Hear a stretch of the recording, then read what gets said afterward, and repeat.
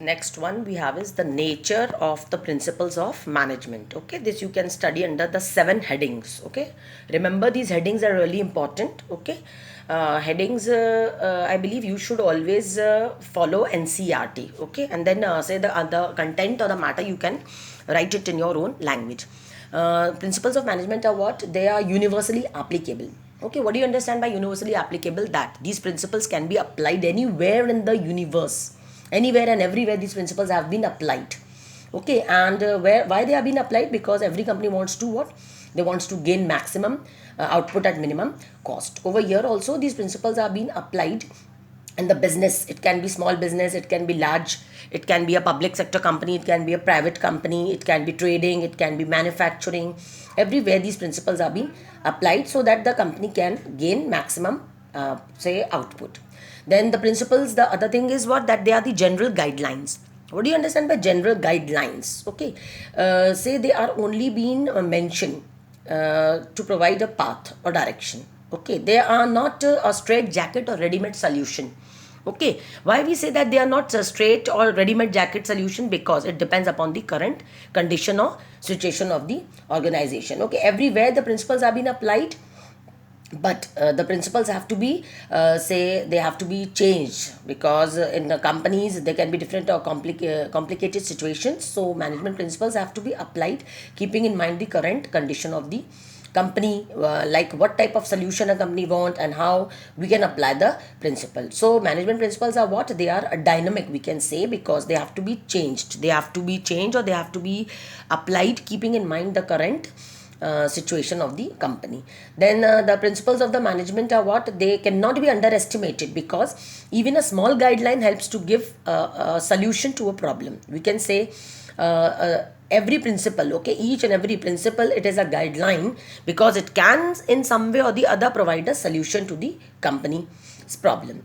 Then we can say company, for example, we can say that in dealing with the current situation or conflicts between the departments, a manager should emphasize on the overall goals of the organization. Like if any problem has arisen in a company, okay, if any conflict is there, then a manager should always try to solve that conflict so that the goals of the company do not suffer in the organization. So how he can do this? He can simply do this by say sitting together with the workers and then helping them, or trying to bring coordination among the workers, which is really important in the workplace. Now the management principles, they are being formed through your practice and experimentation. We all know, say I've told you in the previous also, say this principles of Taylor and Fayol, whenever they have say formed these principles, they have done experimentation. Okay, now here these principles that have been formed, they are being experimented on where? Human beings. Okay, principles of management are being formed by the, we can say, collection of the experienced and wise managers, as well as they have been experienced by these managers, because they are being developed on the basis of the experiences. They are being also developed on the basis of the experience of Taylor, experience of Fayol, on the happenings or whatever they have observed in their own past.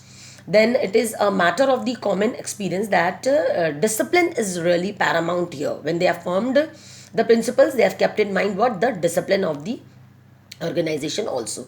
Like they have formed remedy for the problem like fatigueness of the workers in the workplace. Okay, whenever they have performed experiment, they have noticed that the workers, they get tired. Whenever a task has been given to worker, we also see that after repeated working, they get tired. Okay, so what is the solution for the tiredness? That is for the rest intervals that can be given to them, because the workers, they get stress, they get the physical and the mental stress. So to overcome from it, this fatigue study was being observed, and mental, you can say, revolution was also being observed. Mental revolution means what? It can be said as thinking of the boss towards the workers, and attitude of the workers towards the boss. Okay, and if the workers are being provided rest interval, it means the boss treat them as an employee, they treat them as human beings, they are not treated as machines. So this can be say explained over here. Then next thing is management principles are what? Flexible. Why we say they are flexible? They cannot be rigid at all. By being rigid, what we mean? That any principle where what has been formed, it has been applied in the same way. No, it cannot be applied in the same way, because say it has to be applied by a manager, and managers cannot be same. Okay, different companies may have different managers, we have different manpower skills, so each and every manager will apply his or her own knowledge, ability to apply that principle. Okay, so the principles are what? They will be modified or changed by the manager depending upon his say knowledge, skill, and most importantly the requirement of the organization, which is really important. Then we can say that these principles are what? They are mainly behavioral. The principles are what? They are mainly behavioral. Why? Because these principles aims at influencing the behavior of human beings. Okay, so principles of management are what? They are behavioral in nature, because it depends upon the behavior of the employees also. Okay, and then we can say while planning the layout of a factory, okay, orderliness would require what? That workflows are matched by the flow of material and movement of men.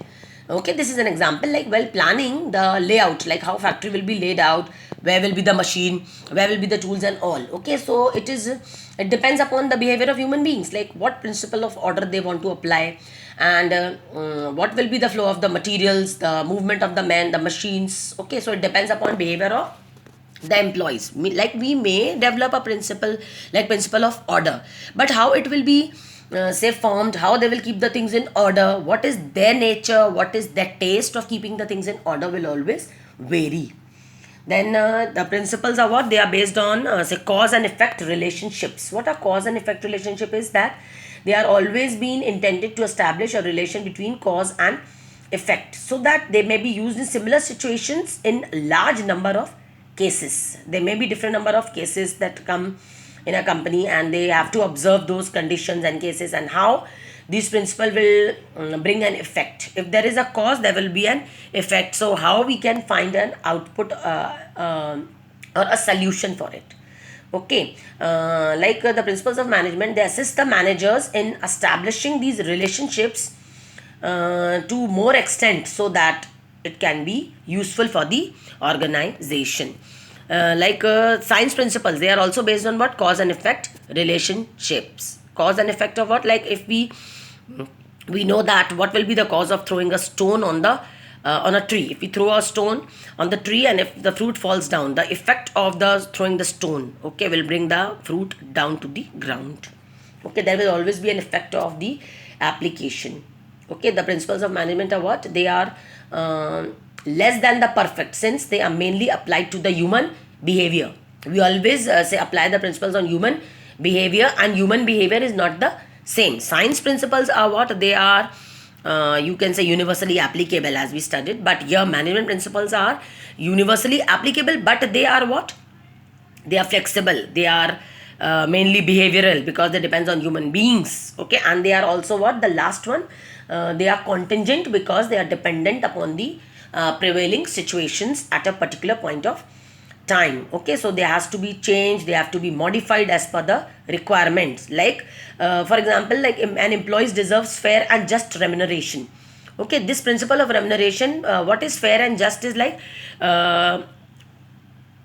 if a doctor and a compounder or a nurse, they are working for 8 hours, then the salary of the doctor and compounder can never be the same. Okay, the salary of the doctor will be as per his caliber, and compounder or a nurse will on as per their own caliber or efficiency. Okay, so by being just and fair, it is determined by multiple factors. It is not only one thing.